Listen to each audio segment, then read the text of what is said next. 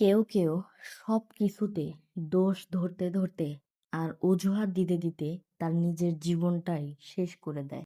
বাবা মা ভালো প্রতিষ্ঠানে পড়ায় নাই, তাই রেজাল্ট ভালো হয় নাই।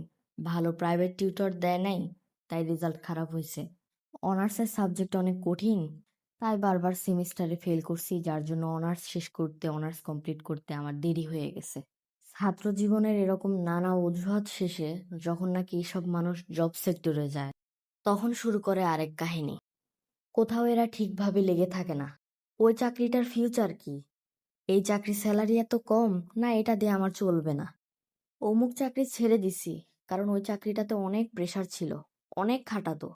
এরকম করে করে নিজের জীবন ধ্বংস তো করেই, পরিবারের মানুষগুলাকেও সারাটা জীবন জ্বালায় ছাড়ে। এরপর লাগে কাছের আত্মীয় স্বজন এবং ভাই বোনদের পিছনে। ওর জীবনে এই সুযোগ সুবিধা ছিল তাই তোর ভালো হয়েছে, আমার কি সেটা ছিল? মানে এদের দোষারোপের শেষ নাই।